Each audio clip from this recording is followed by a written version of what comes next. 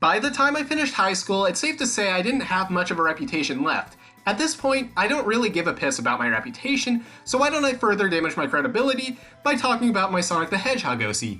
I can smell my credibility fading already. When I was in 3rd grade, I ended up receiving a ton of GameCube games from my uncle, and among them was Sonic Mega Collection. I kinda just let it sit on my shelf for a while before eventually playing it and realizing that the games included were actually pretty good. Around the same time, I got some game creation software from him, so I was able to make some games.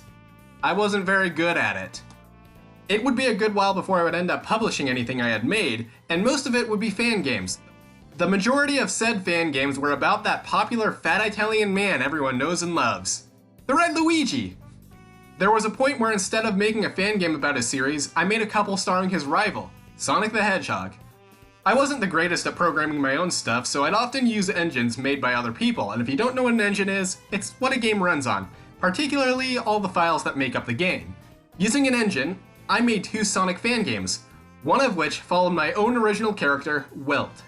Looking at him, all I can say is damn, my sprite editing skills were amazing. You can really tell that all I did was change the color of Sonic's sprites to red. As far as how I came up with the name, well, I made him red and that made me think of Wilt from Foster's Home for Imaginary Friends. I can't believe I still remember how I came up with him. So who exactly is Wilt? Well, let's find out. Metal Sonic was going to collect Sonic and his friends. Sonic knew there was not much time, so he told Amy Rose, "Have a baby." What? I can't believe Sonic has friends! And that's what Amy did. The baby grew up fast with a potion Tails made. "What are going to call him?" asked Knuckles. "I'll just go with Wilt," said Sonic. "Save us," he said to Wilt. Then Metal Sonic collected Sonic and his friends. Note: it's up to you to save them. But I thought Wilt was supposed to save them. Where do I even begin with this plot? Sonic tells Amy to have a baby? Who shot their gun inside of her? And how the hell did this pregnancy last like 5 seconds? Then he grows up fast because of a potion Tails made? I'm fine with the potion being a thing, but when did Tails make it? How long has it been in his possession?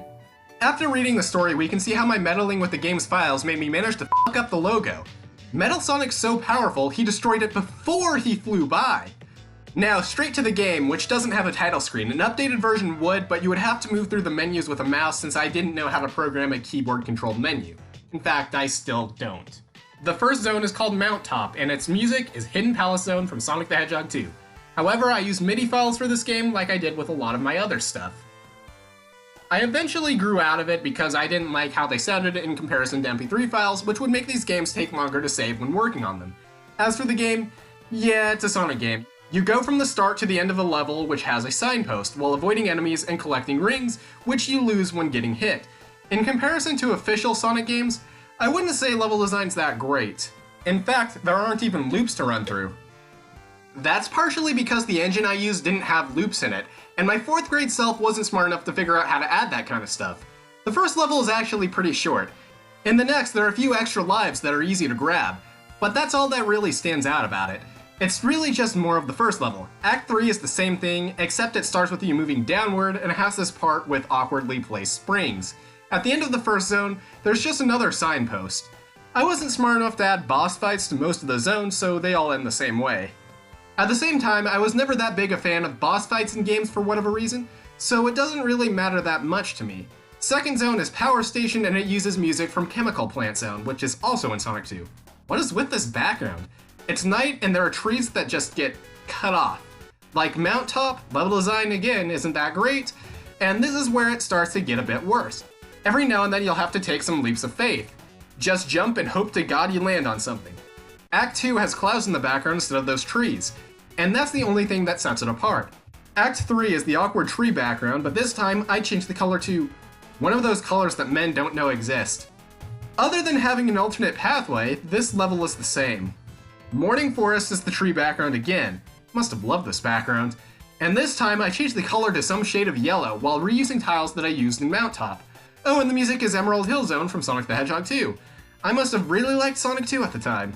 Level design sucks as much as always, and this level seems to like having blocks that fall when you touch them. Act 2 has a light blue sky and the level's kind of the same thing, but has a part where you can end up going backwards through the level. Act 3 is not that different, and it's already over. Warship Zone uses music from Sonic & Knuckles this time, but for some reason I didn't use a MIDI. I didn't use an MP3 file either.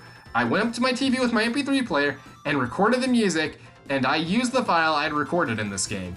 You can tell I truly cared about this game.